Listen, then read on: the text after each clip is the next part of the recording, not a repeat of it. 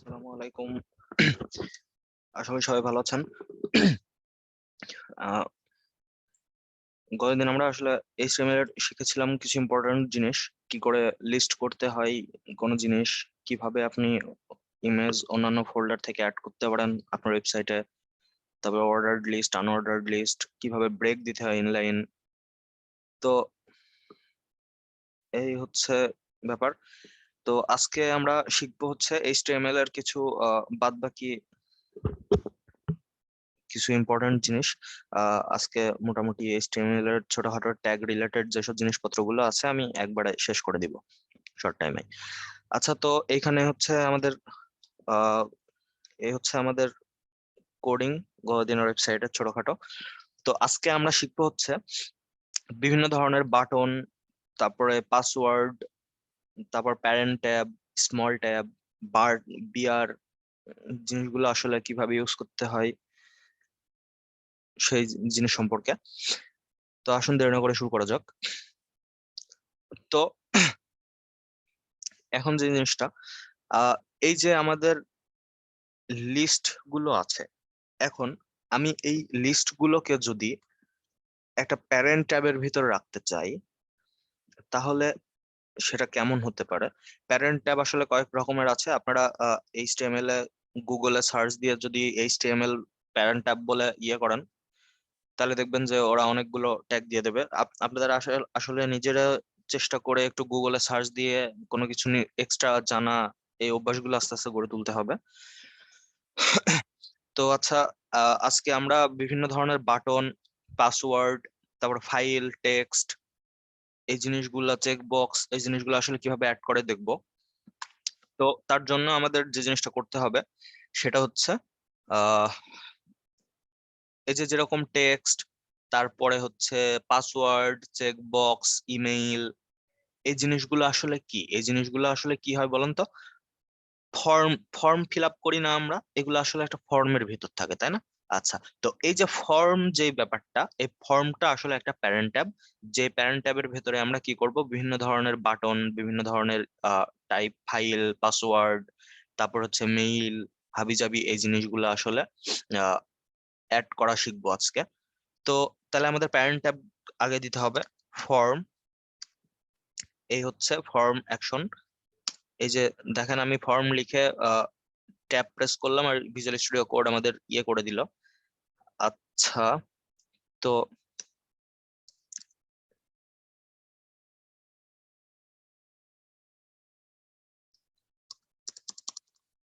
ঠিক আছে, আমি লিখি।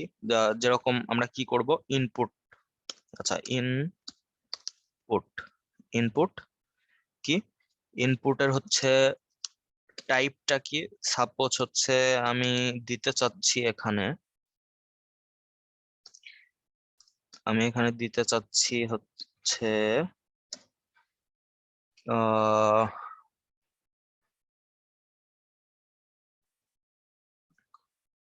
চেক বক্স,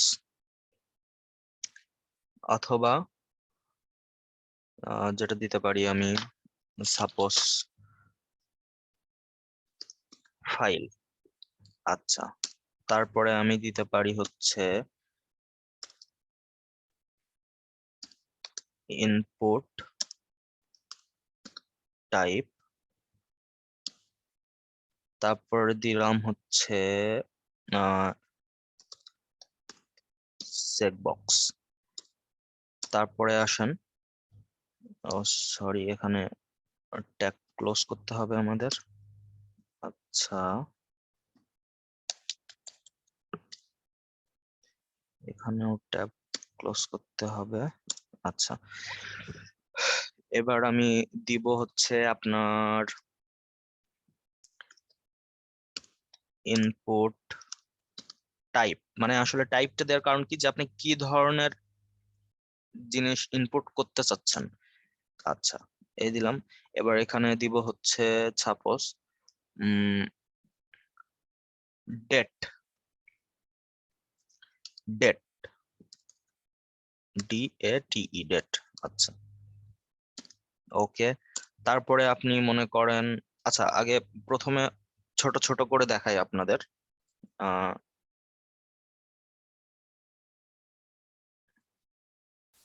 তো এটা হচ্ছে আমি সেভ করে নিই। সেভ করে হচ্ছে আমার ব্রাউজারে যাই, এখানে রিফ্রেশ করি। এই দেখেন নিচে দেখেন আপনারা, নিচে কিন্তু এই যে চেক বক্স দিলাম, চেক বক্স এখানে দেখেন ক্লিক করা যাবে। এই যে ক্লিক করছি, চেক করছেন, তারপরে এখানে দেখেন ডেট মান্থ এগুলো কিন্তু চলে আসছে। এই যে আমি এখানে চাইলে এই যে ডেট মান্থ টান সব এই যে ক্লিক করে দিলাম, ঠিক আছে। তো এইভাবে হচ্ছে আপনারা চাইলে আরো অনেক ধরনের ইয়ে করতে পারেন। এখানে আর কি কি দেওয়া যায়, ইনপুটের আসলে অনেক ধরনের টাইপ আছে। যেরকম আপনি সাপোজ ইনপুট টাইপ দিলেন হচ্ছে কি দেয়া যায়, পাসওয়ার্ড, পাসওয়ার্ড। আচ্ছা, তারপরে আপনি ইনপুট টাইপ দিলেন হচ্ছে মেইল। আচ্ছা, তো এগুলো করে দেখি আমি কি হয়। এই যে দেখেন এখানে কিন্তু কি দিচ্ছে, এখানে দেখেন আমি কিন্তু পাসওয়ার্ড দিচ্ছি, এই যে পাসওয়ার্ড, ঠিক আছে। ওরা কিন্তু নিজেরাই বুঝে গেছে যে পাসওয়ার্ড আমি যেহেতু ইয়ে করে দিচ্ছি, দেখেন পাসওয়ার্ড কিন্তু হিডেন আছে। দেখেন এই যে আমি যাই পাসওয়ার্ড দিই ওরা কিন্তু ওটা পয়েন্ট আকারে শো করতেছে। আবার এখানে যে আমি মেইল দিয়েছি, মেইল আমি লিখতে পারবো কি, জুনায়েদ সাকিব 750@gmail.com। আচ্ছা, তো এই হচ্ছে ব্যাপার। এখানে দেখেন পাসওয়ার্ড দিলাম, এই যে মেইল দিলাম, তারপরে এখানে ডেট ইয়ে করতে পারবেন আপনি। তারপরে হচ্ছে আর কি দেয়া যায় আরো, তো এইখানে দেখেন আমি কিন্তু যতগুলো ইয়ে করছি, আরেকটা ব্যাপার, এখানে কিন্তু সবগুলোই কি হয়েছে বলেন, একই লাইনে চলে আসছে। এখন আমি যদি চাই যে এগুলো না, আমি চাচ্ছি যে এই ডেট ফাইল চেকবক্স একদিকে থাক, কিন্তু পাসওয়ার্ড আর মেইলটা কি হবে বলেন তো, আমি চাচ্ছি যে একটু ব্রেক দিক। তাহলে এখানে আমি কি করতে পারি বলেন, এখানে যেটা করতে পারি সেটা হচ্ছে আমি একটা ব্রেক ট্যাগ দিতে পারি। ব্রেক ট্যাগ সম্পর্কে আপনি জানেন, ব্রেকে বিআর, ঠিক আছে, স্ল্যাশ বিআর।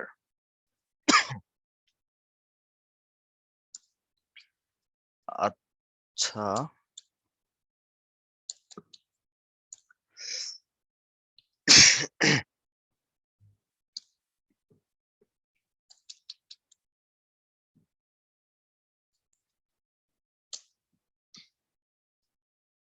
আহ, এখানে তো না, সরি, আমি দিব হচ্ছে এইখানে বিআর।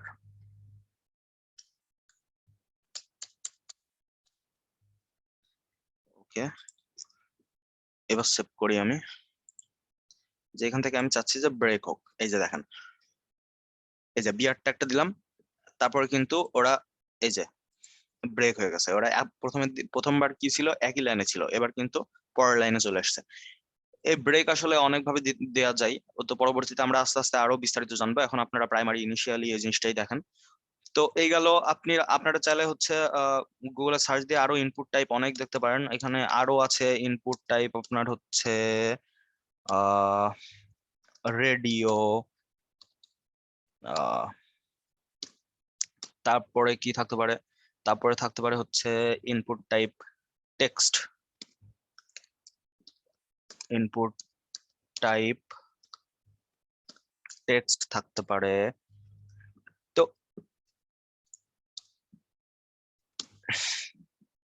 এইভাবে আসলে যতগুলো আপনি চান ততগুলো ইনপুট দিতে পারবেন। এই জিনিসগুলোকে আসলে বলে কি, এই যে এখানে আপনি টেক্সট দিতে পারেন, এই যে রেডিও চ্যানেল, এখানে রেডিও ইয়ে করতে পারবেন। তো এই হচ্ছে ব্যাপার। তো আপনারা চাইলে আরো অন্যান্য ধরনের যতগুলো ইনপুট টাইপ আছে সেগুলো একটু দেখে, নেট থেকে দেখে বিস্তারিত দেখে ওইগুলো প্র্যাকটিস করবেন বাসায়।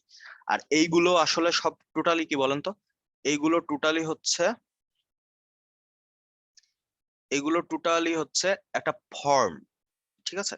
এগুলো অ্যাকচুয়ালি ফর্ম ফিল আপ করে না, যে ফর্ম ফিল আপে তো অনেকগুলো ধাপ থাকে, তো এই ধাপগুলো আসলে সেই ফর্ম, এই জন্য আমরা এটাকে কি বলছি বলেন, ফর্ম।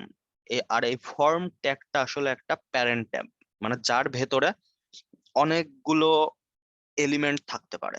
ঠিক আছে, ঠিক সেরকম আরেকটা প্যারেন্ট ট্যাব আছে, সেটা হচ্ছে ডিভ। এই যে DIV, ডিভ, এই যে ডিপ ট্যাগ। এর ভেতরে আপনি চাইলে সাপোজ এটা আমি কেটে দিই এখানে। এখন মনে করেন এইখানে আমি হচ্ছে এই যে এখানে যে লিস্টটা আছে না, এই যে এটাকে আমি চাচ্ছি যে একটা প্যারেন্ট ট্যাবের ভেতর দিব আমি। কাট করে নিলাম, DIV, আচ্ছা, পেস্ট করে দিলাম। ওকে, এবার আমি সেভ করি।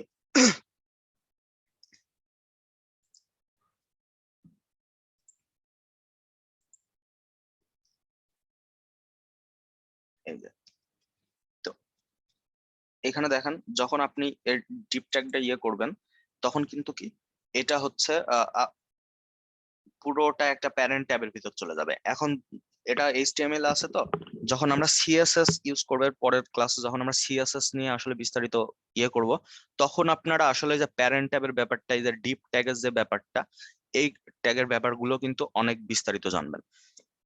তো আজকের ক্লাসটা আসলে বেশি লেংথি করব না, এটুকুই। আপনারা এর ভেতরেই আসলে অনেক কিছু পাবেন, এই জিনিসগুলো একটু বাসায় প্র্যাকটিস করে নেবেন। আহ আর পরবর্তীতে CSS সম্পর্কে আমরা জানবো নেক্সট ক্লাসে। ততদিন ভালো থাকবেন, সুস্থ থাকবেন, দেখা হবে পরের এপিসোডে। ধন্যবাদ।